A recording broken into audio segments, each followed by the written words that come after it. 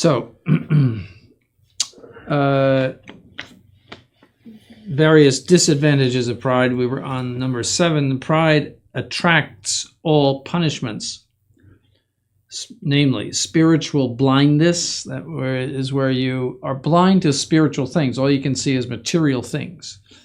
Any kind of idea of sin, faith, or anything that is immaterial is foreign to you. That's hardness of heart. That means that you have no pity or mercy in your heart, even natural, you might say.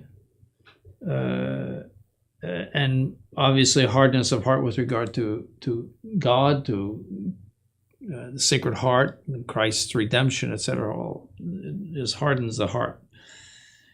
Final impenitence, you see, where you die in your sins, which is just absolutely horrible, because even if you have sinned a great deal in life, if you have penance at the end of your life and confession, if your penance is imperfect, which often it would be in that case, but if you have even perfect contrition without confession because it's not available to you, you would still save your soul. See, so perfect contrition destroys the mortal sin in the soul. But you might have a great deal of temporal punishment due to sin as a result of that. A whole life of sin, people who live in sin, people who are divorced and remarried, etc. So the final impenitence is where they just don't want to see the priest. No, thank you. It happens.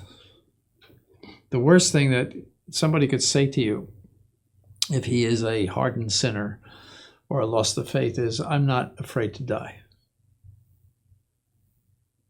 That is the worst possible thing that you could hear from their mouths. Because that means there is absolutely no spark, even of the fear of hell, the fear of judgment, all of which comes from actual grace. That means they are devoid of actual grace. Whereas someone who's very pious has a very, very strong fear of his judgment, because he's constantly reviewing his sins and his shortcomings, etc., his lack of fervor, all the things that are wrong. Just as if you go before a human judge, you're going to have what is he going to find out that's wrong with me? In other words, and you already are accusing yourself if you're in the state of sanctifying grace. But a person who is devoid of those things is just completely lost. He dies impenitent, which is a dreadful death. You might die peacefully, and with all your relatives around you and all, but you have a dreadful death, and that is you are going to face an angry God. And then you, as a result of that, you have eternal punishment, a horrifying condemnation, and an eternal hell. So that's what pride does to somebody. See, impurity doesn't do that. Avarice doesn't do that. Laziness doesn't do that.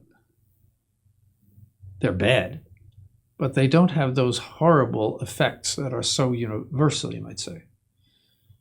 Killing off the entire spiritual life and killing off even in most cases, the ability to come back from it, from the pride.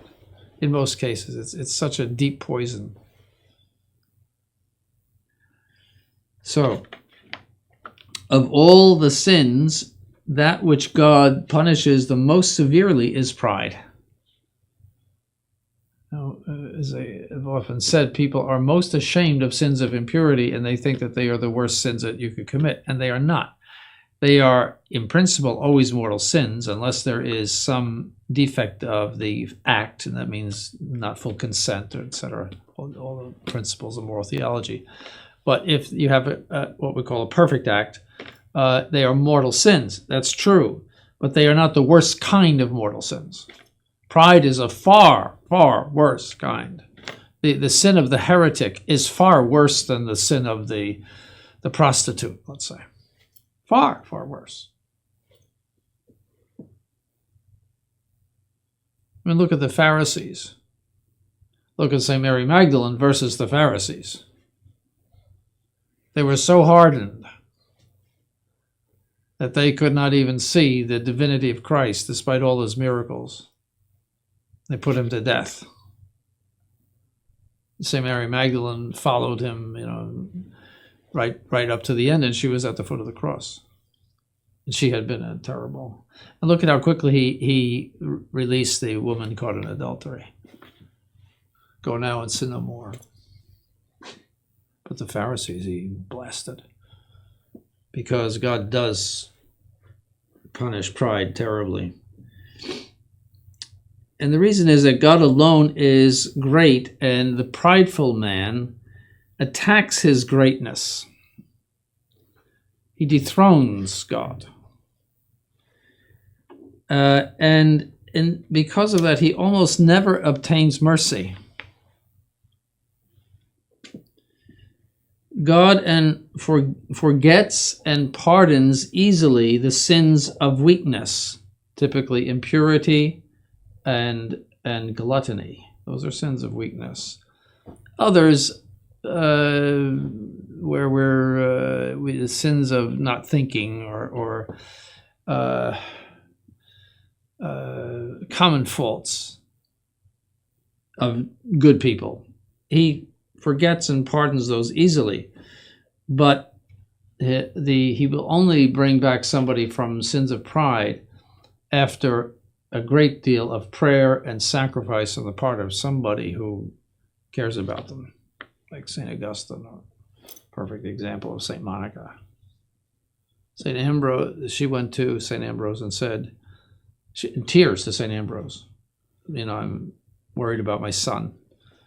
And his comment was, the child of so many tears will not be lost. Then you know the rest of the story. But it takes a tremendous force, you might say, of prayer and sacrifice in order to break that in somebody.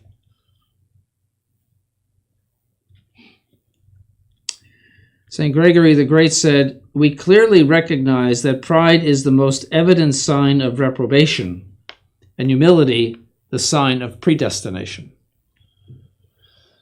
In other words, that humility is a sign, and that's not an infallible sign, but a sign that you're going to heaven, that God will give you all the necessary graces to draw you to heaven.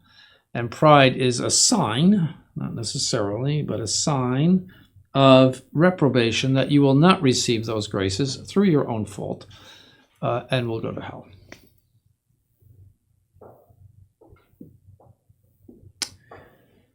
And all of the fathers and theologians agree with this.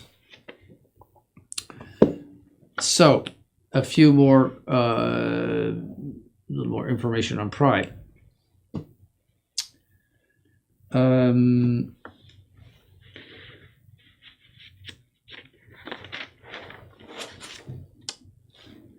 There's a few different kinds of pride. One is the pride of sensitivity.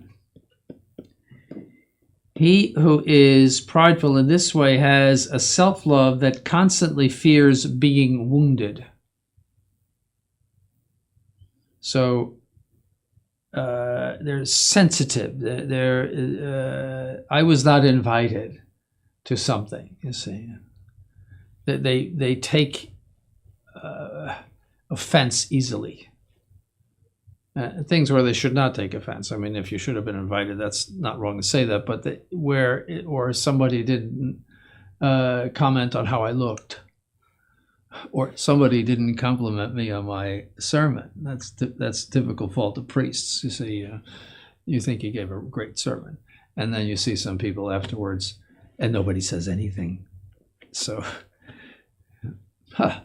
you see, that's pride.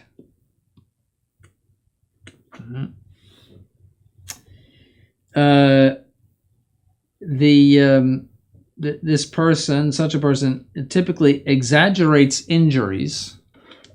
So they make a mountain out of a molehill. They typically misjudge and misinterpret people's comments and actions. You looked at me the wrong way. things, absolutely silly things they interpret in a negative way. You blinked. I mean, that's very common. Or comments or actions and gestures they take in a negative way. You don't like me, do you? Because you didn't look at me or something. They carry grudges.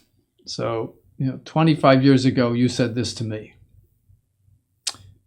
Women are very often guilty of that. They will bring up things to their husbands. They may have had a fight 25 years ago. And then they say, 25 years ago, you said that you didn't like what my hair looked like or something like that. So women should watch that. A grudge is, St. Alphonsus calls it a tumor mentis, a tumor of the mind. It's just as you can have a brain tumor, it's a tumor of the mind. It's something constantly nagging and making you remember, and somebody said this and this. And they carry these grudges, and they are cold to those who have offended them, and for a long time. See, 25 years ago, you said this to me, and I'm not talking to you anymore. That's against charity. Pride and charity are two opposite things. They are also convinced that others don't like them. Their superiors are unjust. See, that's the I'm not being treated right by my superior. That's a typical sign of that. Their teachers are unjust. You see, he gave me the wrong mark because I deserved a greater mark. Companions are harsh and uncharitable. This is what they think. So they find fault in people. These people are typically moody. They brood and plot revenge. All signs of this pride of sensitivity. Pride comes out in various ways, and that's some of the ways.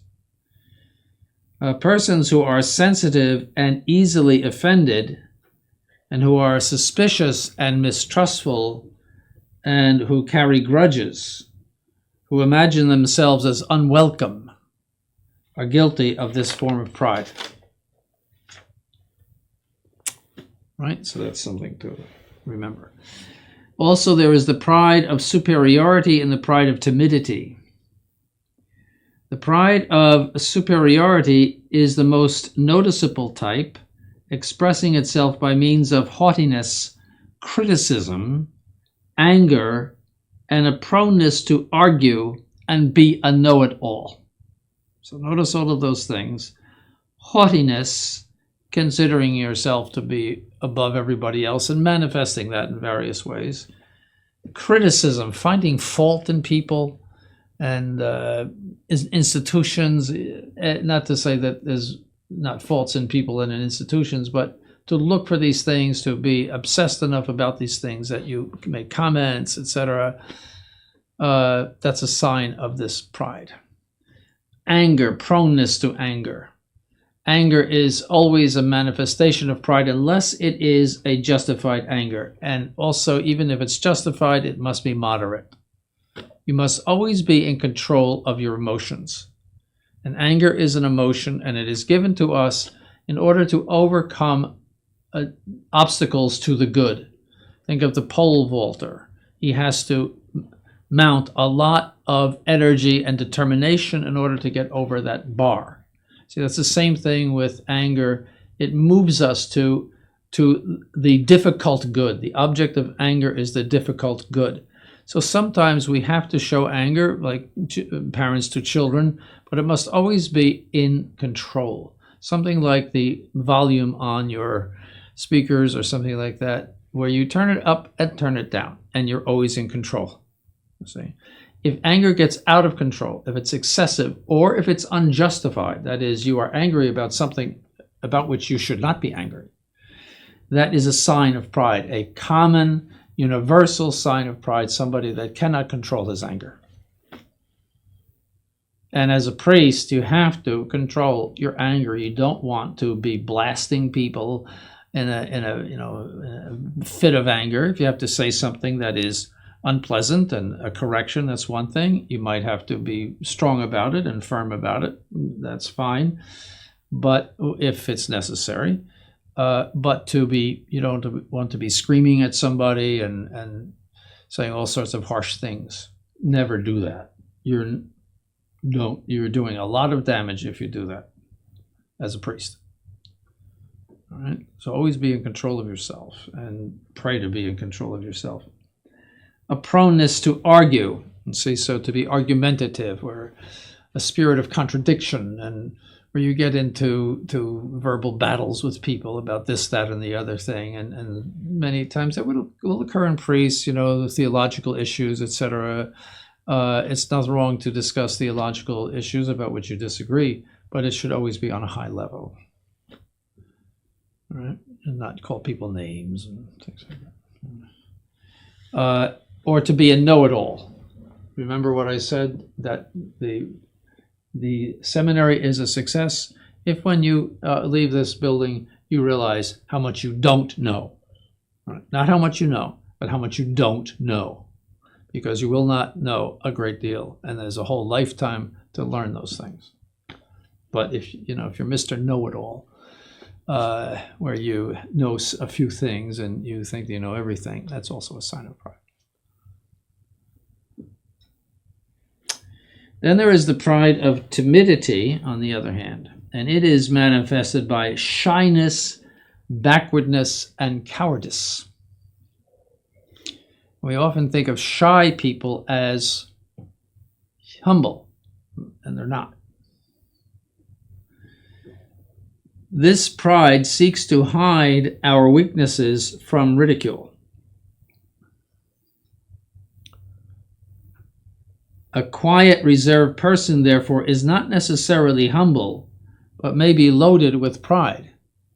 See, a humble person will say, well, I know I'm a wreck, but this is me. He doesn't care about what people see in him or his defects, or he's not bothered by the fact that they see these defects. But a shy person, they are fearful that their defects will be revealed. And so some people are just naturally reserved, and that you shouldn't think, well, they're prideful.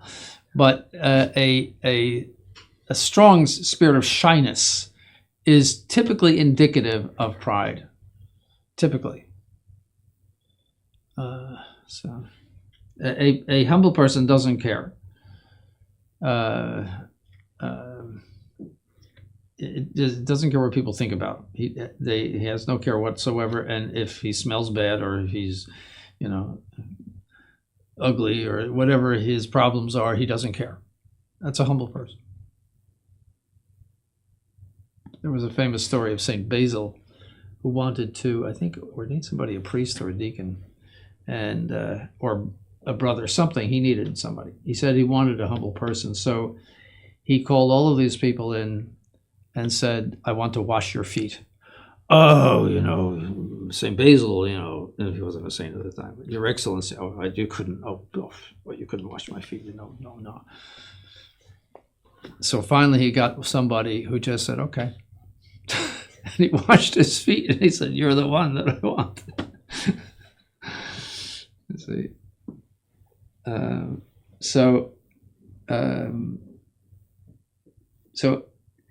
This kind of pride that I just mentioned, the timidity, is characterized by a slavish fear of what others think of them.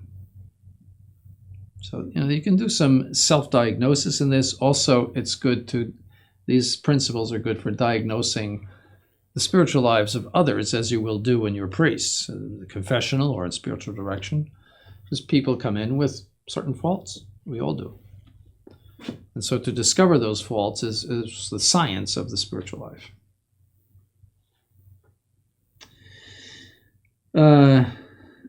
They imagine the most terrible things that could happen to them. And it is a fear of being humiliated.